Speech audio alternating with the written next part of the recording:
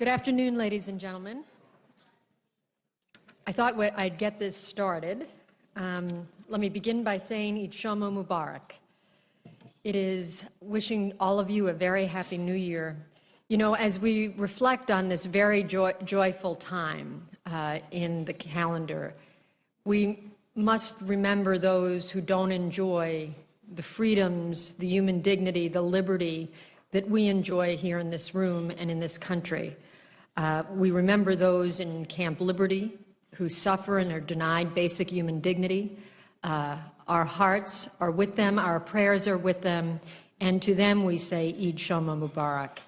That this new year may bring to them the freedom, the equality, the peace and safety and security that they have fought for, that they yearn for, and that they more than deserve. Today, you may see senators to wish us all a happy new year.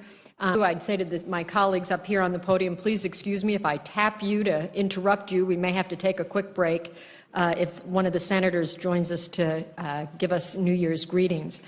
On behalf of Senator Landrieu, I should tell you she, the chairwoman of the Small Business Committee, sends Nowrouz greetings and called in her letter to you all for greater civil and human rights in Iran. She was also one of the many advocates for the delisting of the MEK, and so we appreciate the letter from Senator Landrieu. You know, as we think about what's going on right now in Iran, it is quite disturbing. We hear much about Rouhani being a reformer, but we know better. Since Rouhani took office in Iran, there have been 600 executions. Of that number, just in calendar year 2014, 150 people have been executed in Iran. That really amounts to roughly 2 executions a day. There are, many of you like me have seen the very disturbing YouTube videos that are taken by those and smuggled out from Iran. The flagrant human rights abuses that continue to this day aren't much talked about in the media here or in the political process here, and it's a shame. The most fascinating thing, you know, we find ourselves right now in the United States in a time of huge political discord. It seems that politicians who sit across from each other on each side of the aisle, Republicans and Democrats, can agree on almost nothing. So it makes it all the more extraordinary that when we talk about human dignity and freedom for Iran, for the residents of Camp Liberty, that is the one issue here in Washington on which there is tremendous bipartisan support. It says a lot about the facts. This is an issue on which the facts are not in dispute. The residents of Camp Liberty deserve justice, and they have been denied justice. They have been made promises by multiple secretaries of state on both sides of the aisle, presidents from both sides of the aisle, across administrations, and those are promises that have not been kept.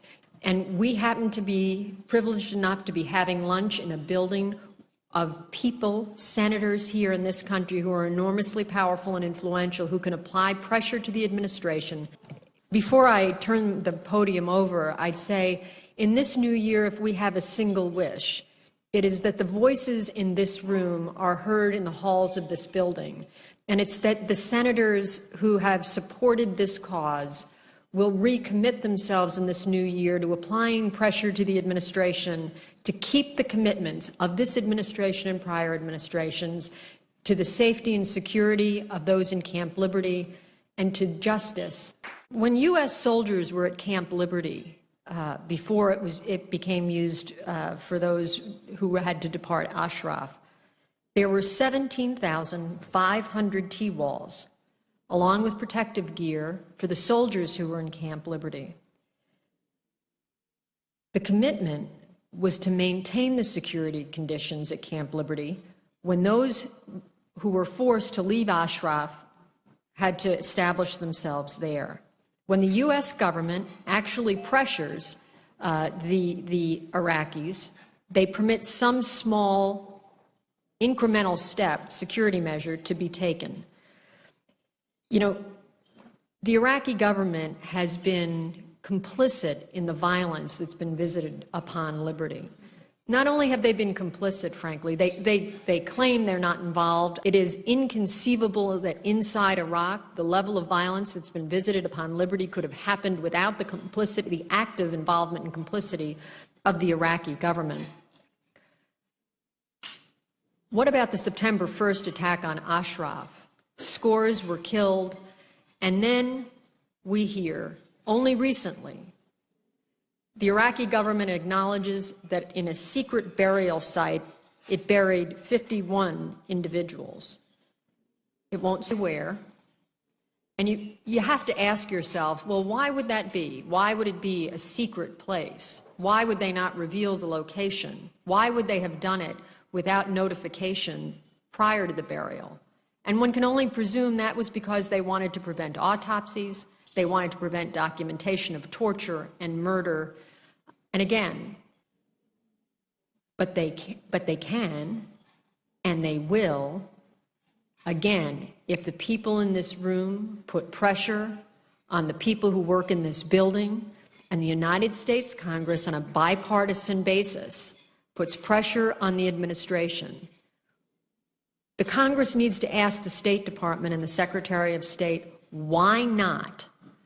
Why is it that we don't apply to the horrific conditions at Liberty, what happened at Ashraf, the international standards that we apply across the world don't seem to be applied to the Iraqi government. Those who remain, what are their conditions? Well, over the last few months, Iraqi forces have not permitted septic tanks to be cleaned. They have not permitted food trucks to come in. And on many occasions, including immediately after attacks where people were injured and dying, the Iraqi medical clinic set up inside the camp, which referred those residents who were injured and dying and ill to the hospital outside the camp for treatment. Those people were stopped by Iraqi forces from getting the medical treatment they so desperately needed. So when you hear Tom Ridge and you hear General Phillips and you hear me stand up, and we are clearly angry because we feel personally misled and we feel a sense of personal responsibility. It isn't enough that the administration delisted the MEK. It won't be enough until we fulfill our commitment to their safety and security.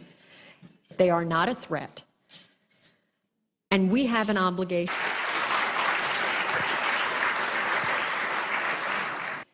You've heard from the words spoken with passion from each of the people, each of us who have really personally committed ourselves to this issue. But now is the call to action. You've heard each speaker talking to the staffers in the room to go back to your members.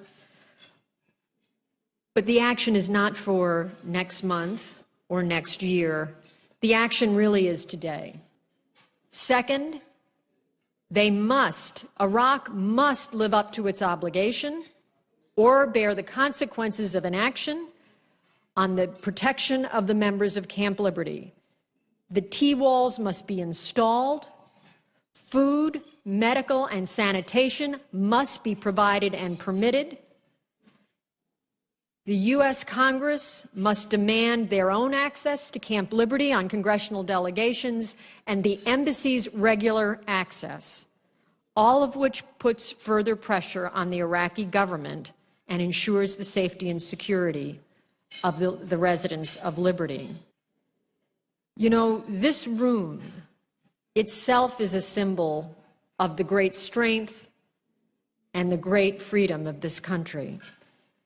Particularly today, as it's decorated for Nowroz, the beautiful orchids, the abundance of food, the sweets.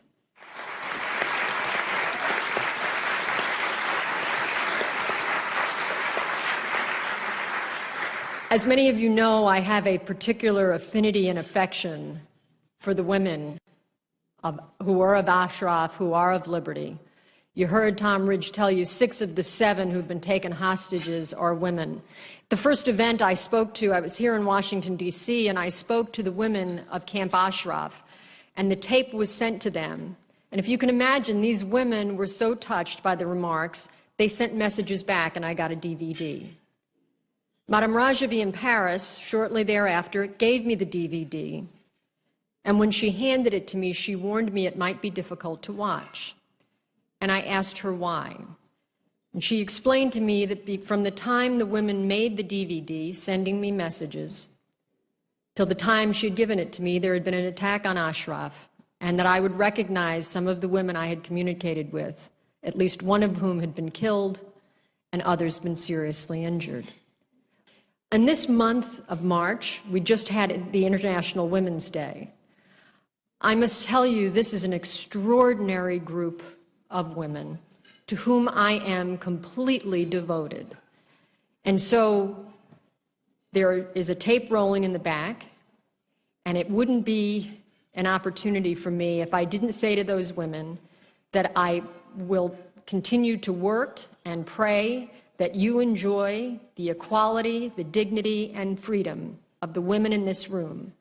And I will continue to work every day to ensure that you sit at our table and you share our freedom. Thank you for joining us.